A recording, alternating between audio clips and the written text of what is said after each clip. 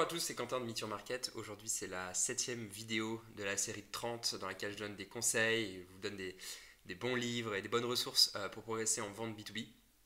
Aujourd'hui, c'est déjà la 7e vidéo et j'ai envie de vous parler d'un livre super important aujourd'hui, un livre qui personnellement m'a un peu changé ma conception de la vente et qui a mis des mots sur plein d'intuitions peut-être qu'on peut avoir en tant que commercial. Et l'avantage de mettre des mots dessus, c'est de pouvoir aller beaucoup plus en profondeur et de pouvoir développer des vraies méthodes, des choses qui sont structurées et donc d'être beaucoup plus performant grâce à ça. Alors c'est quoi ce livre? Alors, ce livre, j'en parle souvent, c'est celui-là, c'est Customer Centric Selling, qui est un livre qui a été écrit dans les années 90, donc ça date déjà.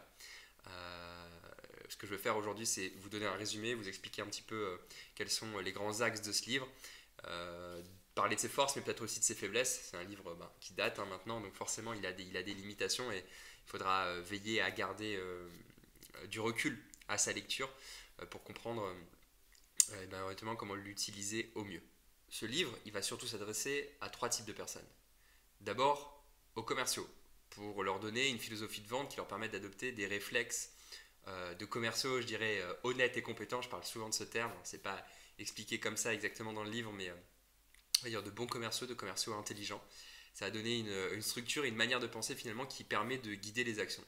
La deuxième population que ça va aider, ce livre Customer Centric Selling, sont les équipes marketing. On parle souvent de l'amour vache qui existe entre le marketing et les ventes. Et là, l'idée, ça aide un peu de transmettre de cette philosophie centrée sur le client, Customer Centric, pour aider les équipes marketing à produire tous les contenus, les livrables. Aujourd'hui, on va aussi parler de Sales Enablement, qui permettent d'aider réellement les commerciaux à vendre et à faire leur travail au quotidien.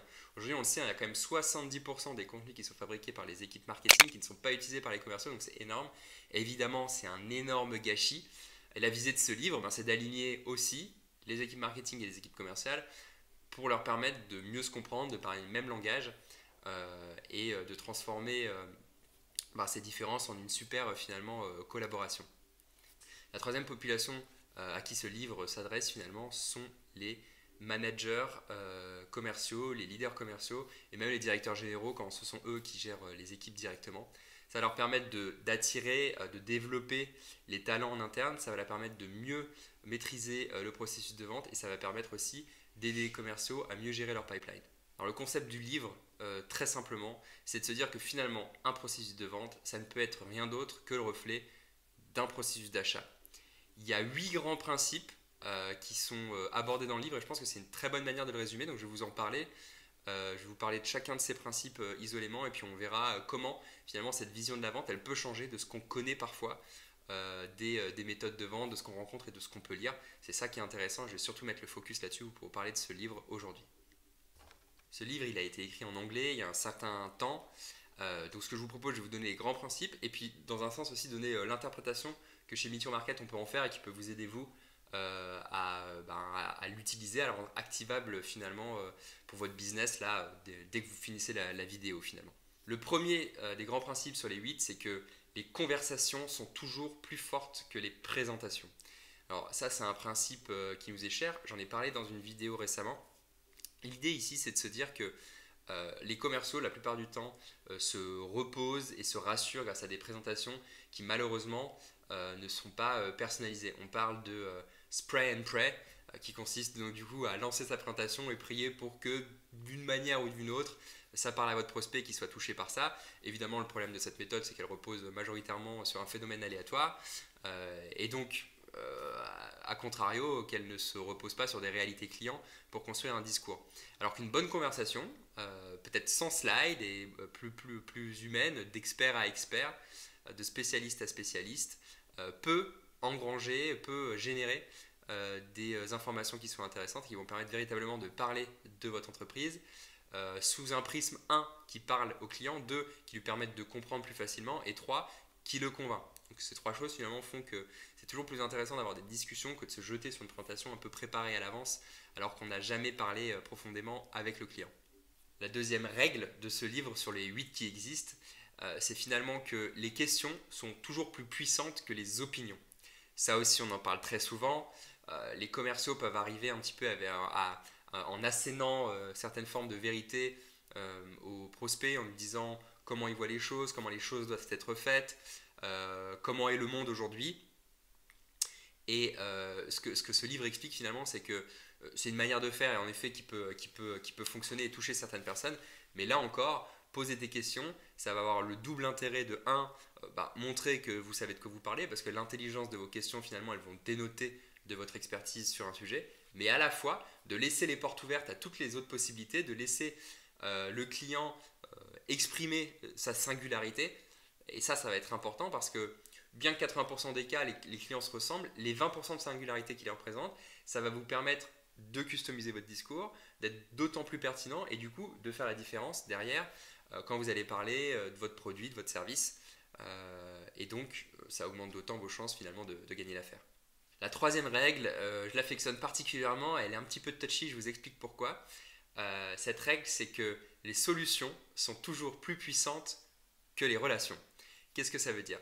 Ça veut dire que à produit égal, à commerciaux égaux, il vaut mieux être un petit peu plus axé sur les solutions, donc votre capacité à générer une solution pour le prospect, à comprendre bien son besoin, à expliquer correctement comment ce que vous proposez, ça peut l'aider, plutôt que d'être un commercial sympa, qui crée du lien, qui est agréable à son client et qui a une excellente communication.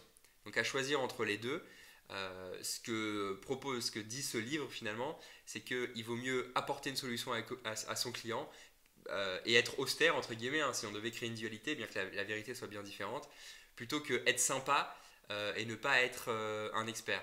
L'idéal, on est tous d'accord là-dessus, c'est d'avoir les deux, c'est d'être capable à la fois de créer du lien et d'être une personne agréable, mais aussi d'obtenir un haut niveau d'expertise. Ça, je vous le proposerai dans une autre vidéo. C'est le principe de confiance professionnelle et confiance personnelle, qui sont deux axes très importants quand on veut créer de la confiance et quand on veut vendre aussi correctement, intelligemment pour un commercial, je dirais, équilibré. Il faut les deux. Maintenant, ce que le livre suggère, c'est qu'il faut mieux apporter des solutions et aller dans l'expertise que être le commercial sympa. La quatrième règle de ce livre, c'est que ceux qui prennent les décisions sont plus importants que ceux qui utilisent la solution ou le produit, les utilisateurs finaux. Alors, c'est une hypothèse qui est un petit peu clivante, mais je pense que c'est volontaire de la part de l'auteur. Ce qu'il cherche à faire finalement, c'est d'élever la conscience des commerciaux sur le fait qu'il vaut toujours mieux parler à un décideur qu'à un utilisateur. Alors, pourquoi? C'est extrêmement bien illustré. Finalement, ils disent que les utilisateurs, ils ne peuvent pas vous dire oui, mais ils peuvent vous dire non. Donc, c'est très dangereux de discuter avec eux. Dans les faits, on se rend compte effectivement qu'il y a plein de deals aujourd'hui qui se signent en commençant par discuter avec les utilisateurs et puis peu à peu étant capable de remonter parce que de plus en plus, il y a un esprit de collaboration, on laisse la voix aux équipes, on laisse les équipes prendre des décisions et ça reste intéressant de discuter en effet avec les utilisateurs. Mais s'il fallait choisir par quel bout, entre guillemets, vous rentrez dans une équipe, vaut mieux toujours que ce soit par les décideurs que par les utilisateurs parce qu'à la fin, celui qui paye, celui qui peut dire oui, celui qui signe, c'est bien le décideur, celui qui va trancher c'est le décideur, et le livre souligne ici simplement l'importance de se focaliser sur les décideurs. Moi évidemment je reprends cette nuance, hein. Je pense que les deux sont importants, parfois les décideurs n'ont pas forcément la vue du terrain qui peut permettre de légitimer ou non votre solution, et à l'inverse le terrain n'a pas forcément la vue globale du décideur et surtout la décision parce que c'est encore très rare que le terrain soit totalement autonome sur les décisions. Et donc, il vous faudra toujours un décideur quelque part parmi vos champions pour espérer emporter la vente. La cinquième règle de ce livre, c'est une règle qui est sans doute la plus importante et qui pour moi fait partie du top 3 des règles des commerciaux. C'est quelque chose qui a encore du mal à entrer, donc vraiment je vous invite à écouter. Parce que si vous êtes capable de changer d'état d'esprit à ce sujet, ça peut vraiment faire la différence en rendez-vous et avec vos clients de manière générale. Cette règle, c'est que les usages sont plus importants que les caractéristiques. Les usages gagnent sur les caractéristiques. Qu'est-ce que ça veut dire? Si on prend l'exemple des téléphones portables, pour les plus connus, les iPhones. On peut parler d'un iPhone de finalement deux manières. La première, c'est de ses caractéristiques. Il a un appareil photo de 12 millions de pixels, il a un écran OLED, il a 64 Go de mémoire, etc., etc. C'est une manière de parler d'iPhone. Aujourd'hui, c'est beaucoup comme ça que font les commerciaux et je pense particulièrement aux éditeurs de SaaS où on va avoir des commerciaux qui disent alors il y a ce bouton qui permet de faire ça, on clique ici, ça fait ci, ça fait ça, etc. Et finalement, on est dans de la caractéristique, une fiche produit, quelque chose presque qu'une vidéo autonome pourrait faire. En face de la caractéristique, il y a l'usage. En fait, qu'est-ce que c'est l'usage? C'est comment la caractéristique va s'appliquer dans le cas précis du client. Donc si par exemple on parle de l'appareil photo de 12 mégapixels, on peut dire c'est un appareil photo de 12 mégapixels, on peut dire cet appareil photo va vous permettre d'immortaliser vos meilleurs souvenirs, d'y accéder à tout moment. On a parlé d'exactement la même chose, mais la différence c'est l'usage. Il y a un excellent autre exemple pour illustrer ça, c'est l'histoire de la perceuse et du trou. On dit souvent que quand on vend une perceuse, c'est pas la perceuse qu'il faut vendre, c'est le trou. Et c'est exactement ça. On n'achète pas une perceuse parce qu'elle tourne vite, parce qu'elle est résistante, parce qu'elle fonctionne à l'électricité ou autre. On achète une perceuse parce qu'on veut faire des trous.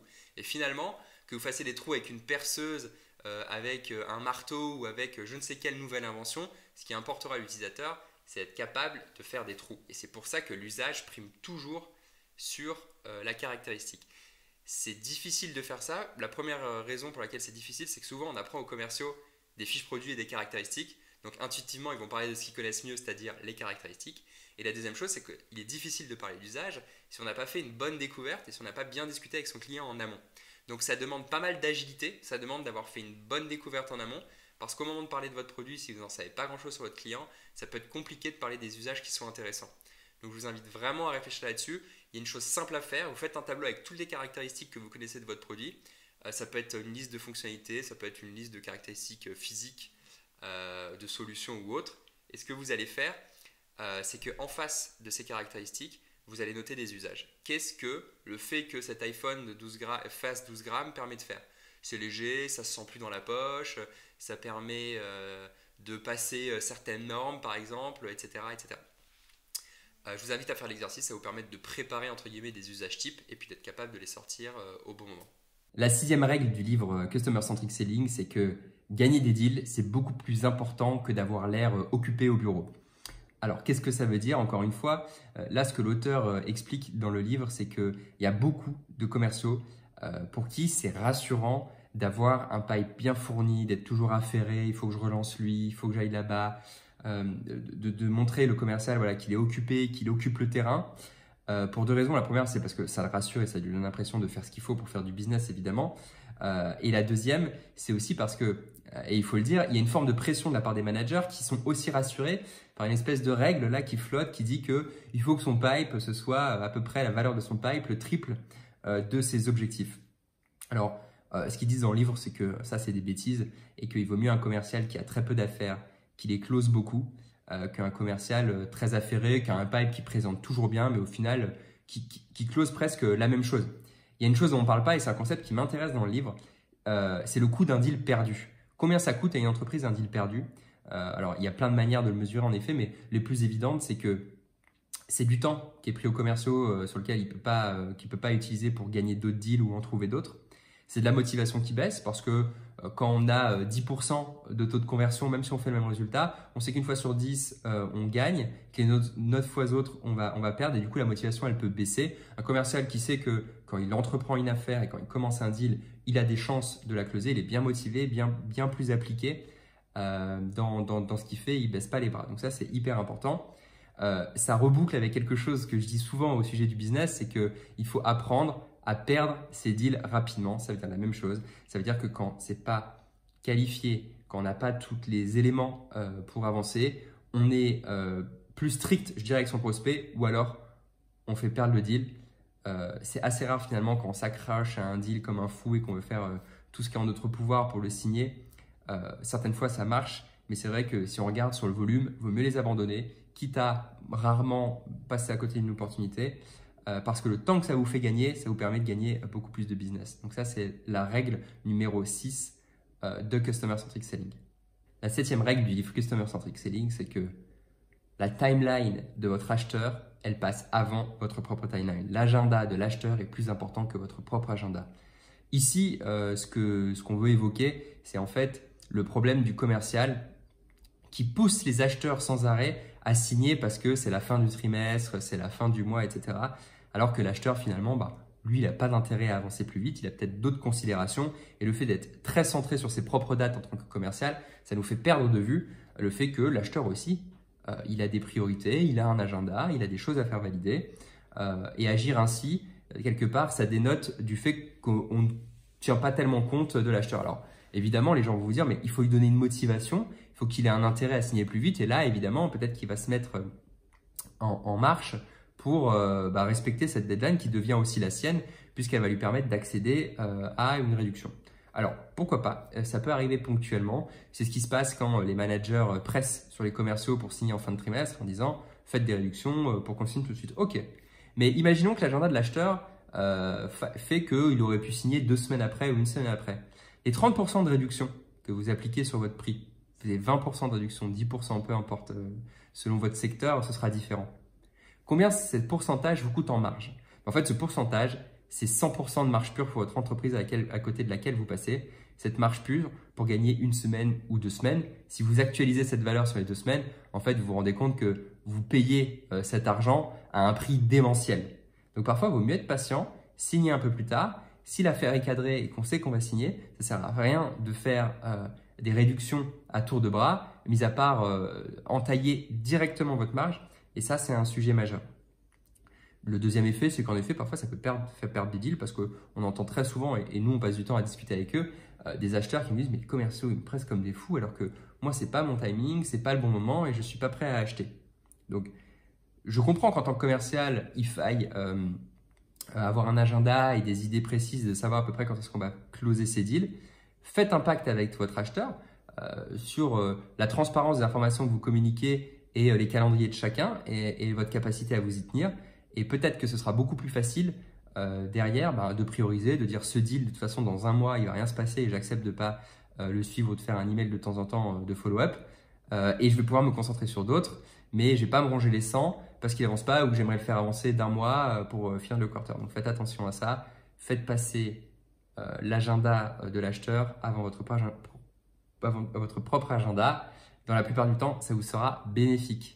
Et la dernière règle du livre Customer Centric Selling, qui est une règle qui est presque philosophique et sans doute qui va vous parler, c'est que le fait d'acheter bat le fait de vendre. Acheter bat vendre. Les gens préfèrent acheter des produits que se les faire vendre. C'est une règle qui est quasi universelle, qu'il faut respecter et qu'il faut avoir toujours en tête. L'idée ici, c'est de toujours donner le contrôle à l'acheteur, de le reconnaître dans sa position d'acheteur et de le laisser prendre les décisions. Ça ne veut pas dire que vous devez l'accompagner. La vente, finalement, c'est aider un acheteur à acheter. Mais votre rôle, c'est de faciliter, c'est de prévoir des risques. C'est aussi de faire attention à votre agenda parce qu'on sait que votre finalité, c'est d'acheter, de vendre, évidemment.